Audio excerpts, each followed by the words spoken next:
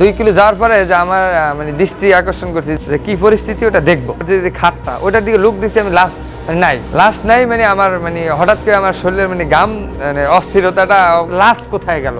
একদিন একটা হঠাৎ করে 999 ফোন আসে রাত্র 10টার দিকে, ফোন দিল যে ভাই গাড়ি নিয়ে আসেন। তো আমি নিজেই গেছি ড্রাইভ করে, সাথে আমার একটা হেল্পার ছিল। তো ওই জায়গায় যাওয়ার পরে বাসায় যেয়ে দেখলাম যে উনি স্ট্রোক করে মারা গেছে। তো ওই বাড়িওয়ালারা ওনারা বললো যে ভাই ওনার তো কেউই নাই, আমরা টাকা পয়সা ফেক না, আপনারা নিয়ে যান, ওনার সাথে কোনো লোক নেই। আমি বলছিলাম যে ভাই আপনারা যদি সবাই মিলে গোসল করিয়ে দিত। তো দেশ থেকে ওনার ছেলেরা ফোন দিছে যে বাবার গোসল আমরা দেশে নিয়ে করাবো। তো যাই হোক আমরা গোসলের বলা দেখা গেছে যেমন আমরা গোসল সারা লাস্টটা নিলে গাড়ি বার হয়ে যায়, বা যে নিয়ে যায় তার মাথা ব্যথা করে, গাড়ি বন্ধ হয়ে যায়, রাস্তায় আরো সমস্যা দিতে পারে। এটা গোসল ছাড়া মানে পবিত্র, আমরা ধর্মীয় লাশগুলা পবিত্রভাবে নিলে কোনো সমস্যা নেই।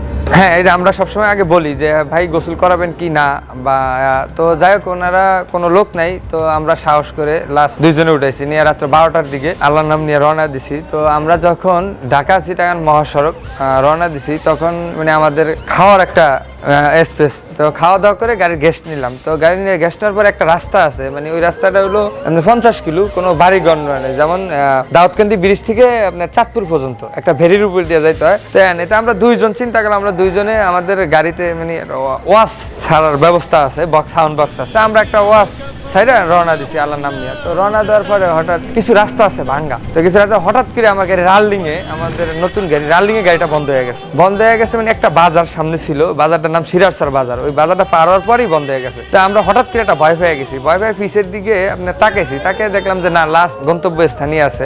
স্থানের পরে তারপরে আমরা নামছি, মানে আমাদের স্মোকিং করার অভ্যাস আছে, একটা সিগারেট খেয়েছি। খাওয়ার পরে আবার 5 মিনিট পরে গাড়ি স্টার্ট দিছি। স্টার্ট দেওয়ার পরে মনে করেন 10 কিলো গেছি। তো 10 কিলো গেছি, আমাদের চোখে একটা ঘুম ছিল, ঘুম ছাড়ার পরে একটা ভিট ছিল, ওই ভিটটা মেরে দিছি। তো ভিটটা মারার পরে আপনার লাস্টটা হঠাৎ করে মানে ওই যে ভিট মারার সাথে আমরা মানে খেয়াল করিনি, মানে ওই ভিটের সাথে লাস্টটা মানে আমাদের পিছনের সিটে চলে আইছে, মানে আমাদের পিছনে স্টেশন থেকে আমাদের পিছনে। তো পিছনের সিটে চলে আইছে, আমরা কিন্তু এটা বুঝতে পারিনি। ওই যে ভিট মারছি, চোখে একটু ঘুম ছিল। তা আমরা আরো 2 কিলো যাই। তা আমার হেল্পার বলতেছে ভাই আমরা একটা চা খেয়ালে, যাক আমরা চা খেয়েছি, তখনও দেখি নেই যে কি হয়েছে না হয়েছে, আমরা সামনের দিকে লুক। তো অনেক প্রায় চা খেয়ে আমরা আবার রওনা হয়েছি, আমাদের সাথে কেউ নেই, আমরা 2 জন। তো তারপর রওনা হওয়ার শেষে আপনার 2 কিলো যাওয়ার পরে যে আমার মানে দৃষ্টি আকর্ষণ করছি যে আমি আমার পিছনের রুম লাইটটা জ্বালাবো, যে কি পরিস্থিতি ওটা দেখবো। তো আমি হঠাৎ করে পিছনের মানে সরাসরি স্টেশনের দিকে, মানে আমার যে খাটটা ওটার দিকে লুক দিচ্ছি আমি লাস্ট নাই মানে আমার মানে হঠাৎ করে আমার শরীরের মানে গাম মানে অস্থিরতাটা করছে। আমি নগদ গাড়ি দাঁড় করাইছি যে হঠাৎ লাস্ট কোথায় গেল। তো আমি দাঁড়াইছি মানে রাস্তার সাইডে একটা রিক্সা যায়, উনি জিজ্ঞাসা করতেছে ভাই কি হয়েছে, যে বললাম যে ভাই কিছু না, গাড়ির প্রবলেম হয়েছে আমরা দেখতেছি। তো উনি কয় যে ভাই আমরা দাঁড়াইছি আপনি দেখেন। আমি গাড়ির গেট খুলে দেখলাম যে আমার লাস্ট মানে আমার পিছনের সিটে মানে লম্বা পড়ে গেছে। তারপর বললাম যে রিক্সাওয়ালার যে ভাই আমার একটু হেল্প করেন, আমরা 2 জন লোক, আমাদের সাথে লোক নেই, লাস্টটা তো পড়ে গেছে। তো লাস্টটা হ্যাঁ, তখন ওই লোকটা ছিল মানে আমাদের মানে শরীরের পশম একটা দৃষ্টি আর অন্ধকারের ভিতরে আর মাঝ রাস্তায়। তো কোনো বাড়িঘর ছিল না, এটা হলো মতলবের রাস্তাটা আর কি, বাড়িঘর ছিল না। তো যাক উনি হেল্প করছে, উনি মানে পথচারী, উনি আমাদের সাথে হেল্প করে। তো উনি বললো যে ভাই আমার একটা গামছা আছে আর আমনক একটা গামছা আছে, লাস্টটা বাইদা নেন, যেহেতু লাস্ট ধরার কেউই নাই। তো যাক উনি বাইনা দিল, উনি বাঁধার পরে তো আমরা চাঁদপুর গেছি। তো চাঁদপুর যাই আমরা আবার গ্যাস পাম্পে দাঁড়াই আবার চেক করছি লাস্ট ঠিক স্থানে আছে কিনা। তো যাক আমি আবার স্টার্ট দিয়ে আপনার চাঁদপুর ব্রিজ পারানোর পরে আবার একটা ভিট মানে আমাদের চোখের তখন রাত্র প্রায়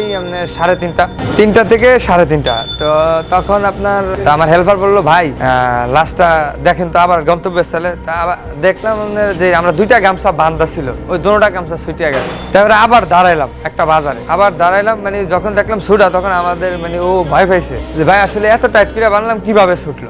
আমি বললাম যে আল্লাহ ভরসা, আমাদের কিন্তু ওই যে আপনার এই ওয়াজ চলতেছে, বা ওই যে কোরআন তেলাওয়াত গাড়িতে চলতেছে। তো আমি কিন্তু ডরাইস না, আমাদের একটা কোরআন তেলাওয়াত চলতেছে। অবশ্যই মানে আমাদের ধর্মীয় যেহেতু লাসু মুসলমান, তো ধর্মীয় তো ভাই ঠিক আছে তাহলে আমরা একটা বাজারে দাঁড়াবো। তো আমরা দাঁড়াইলাম। তো আরো আমাদের বাজার থেকে আরো 2-3টা লোক ছিল। তো ওনারা আইসা দোকান থেকে যে বললাম যে ভাই আমার গামছাটা বান্ধি লাশটা সুইটা যায়। তাই উনি বললো যে ভাই লাশের লগে কি লোক নেই? আমি যে বলি না, ওনার ছেলে সন্তান সবাই দেশে, আত্মীয় স্বজন সবাই দেশে। তা বলছে ভাই আমার দোকানে দড়ি আছে, আমি দিয়ে দিই, আপনারা আপনাদের মতো করে বেঁধে। তো ওনাদের কাছ থেকে দড়ি নিছি, দড়ি নেওয়ার পরে তো আপনার সুন্দর করে বাঁধছি, বাঁধার পরে আপনার তো আল্লাহ নাম লিয়া উনি তো দোকানদার বললো যে ভাই আপনার ইয়াসিন সূরা মানে আপনার বক্স যেহেতু চলে, আপনি ইয়াসিন সূরাটা ছাড়েন, যেহেতু কোনো লোক নাই। তো আল্লাহ নাম লিয়ে আমাদের এত ওনার মোবাইলে ইয়াসিন সূরা ছাড়িয়া তো আমরা আমাদের মানে তখন ফজর আজানের অল্প কিছুক্ষণ আগে তো আমি আপনার লক্ষ্মীপুরের কিছু কাছাকাছি রামগঞ্জ বাজার আছে, ওই বাজারটা পেরানোর পরে আপনার হঠাৎ আমার গাড়ির হেডলাইট বন্ধ হয়ে গেছে। মানে গাড়ির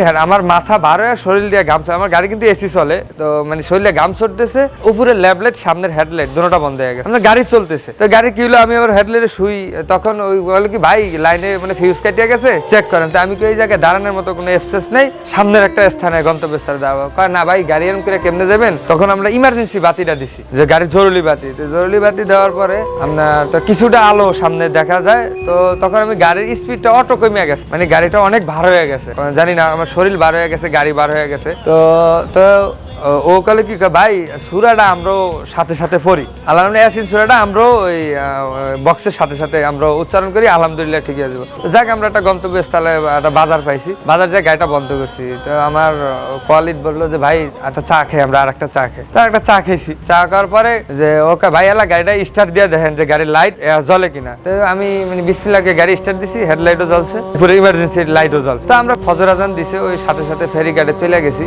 যাওয়ার পরে তো আমাদের গাড়ি প্রায় 3-4 ঘন্টার মতো বসেছিল, তখন সকাল হয়ে গেছে, তো দিন হয়েছে। তারপরে মানে ওই জায়গায় বসে মানে আমরা ওই ঘাটে গোসল করছি, মানে আমাদের সারা রাত্র অনেক আনইজি ফিল করছি। তো ঘাটে ওই জায়গায় গোসল করার ব্যবস্থা ছিল, ঘাটে গোসল করছি। গোসল করার পরে সকালে ফেরি আসছে, তো পরে ঘাটের বললাম যে ভাই, উনি বলছে যে ভাই আল্লাহ ভরসা, আমরা যেহেতু মুসলমান, যেহেতু আমরাও মরতে হবে, আমারও মরতে হবে। তা আমরা কি ভয়, মানে ভয় যতটা ছিল সাহস তার চেয়ে বেশি নিয়ে উদ্বেগ নিয়ে চলে গেছি। তো আমরা তারপরের দিন সকাল 12টা বাজে যায় ভোলা পৌঁছেছি।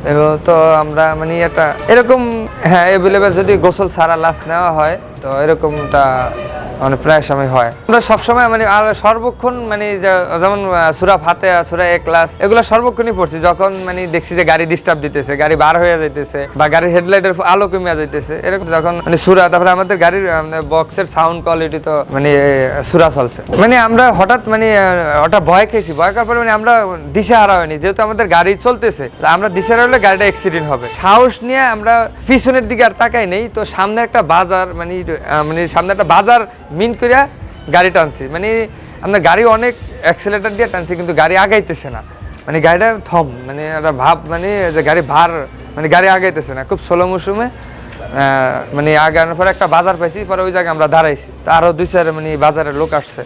তো রাত্র আপনার প্রায় 3টা 3:30।